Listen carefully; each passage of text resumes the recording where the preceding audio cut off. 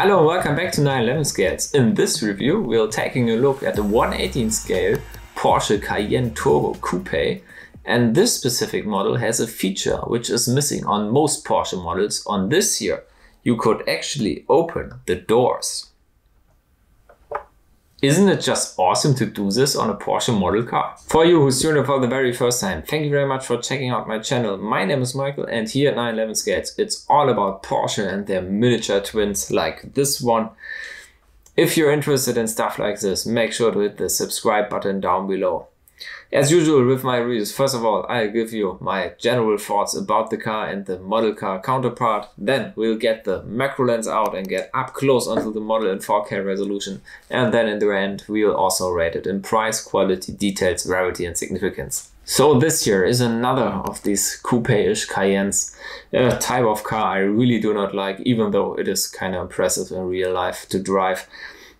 But yeah, I always told you that in the review of the Lava Orange Cayenne Coupé I reviewed a couple of months ago. Link to that is down in the description below. Here we have the turbo version.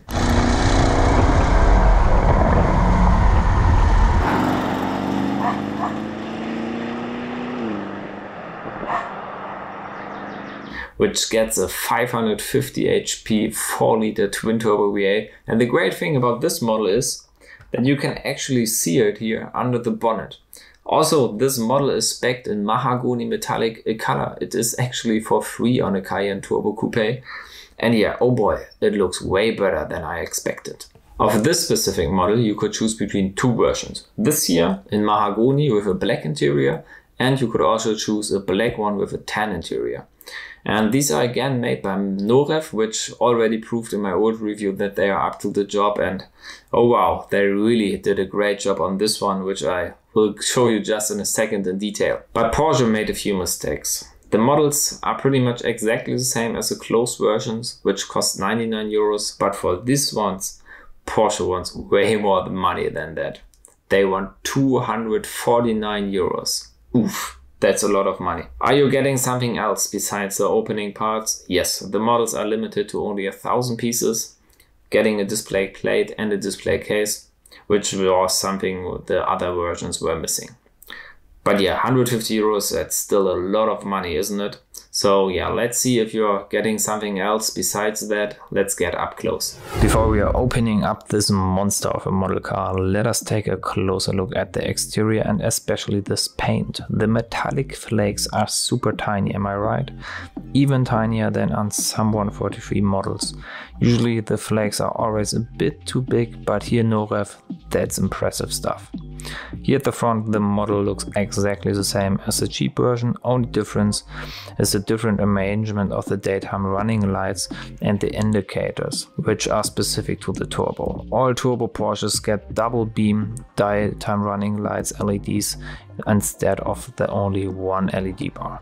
Even though Norev added all details, I would overall complain that the grills are not that nicely done. They could go a bit further into the model, and the grills here at the sides don't look that nice. Also, as I told you in my old review, the metric LED lights could look a bit better made. Something on the other hand which is absolutely stunning is how the Porsche crest sits inside the hood.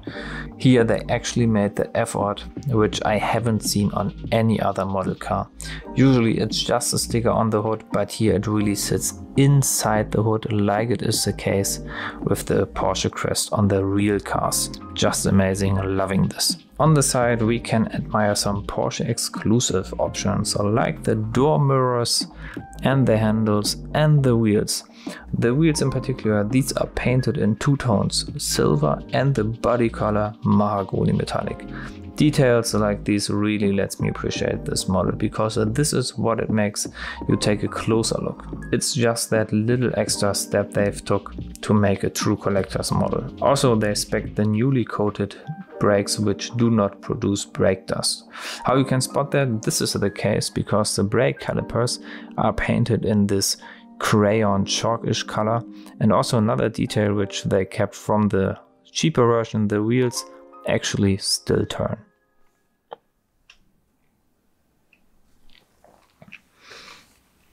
Final detail on the side are the chrome window surroundings.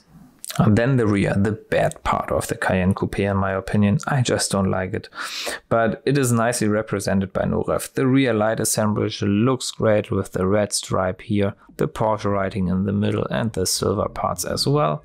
Also, which looks good, is the Cayenne Coupé logo here. Also, the reflectors down here are wonderfully made by Norev. And something which is turbo specific is a rectangular quad exhaust down here, which is also silver and fits overall to the other silver accents. Alright then, on the exterior Norev did a great job again, and the panel gaps are great as well, aren't they? If I would not have told you, you would most likely not have thought that you can do this.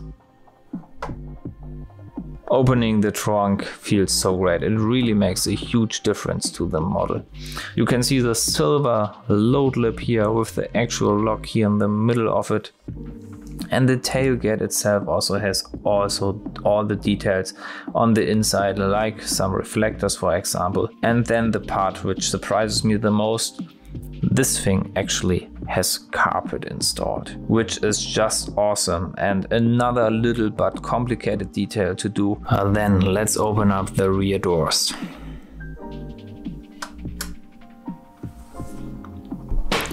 First thing you notice is that we have a lovely little Cayenne logo here down in the door sills, and also the insides of the doors look very nice with the door handle and the window controls here looking very good, and also some storage space down here.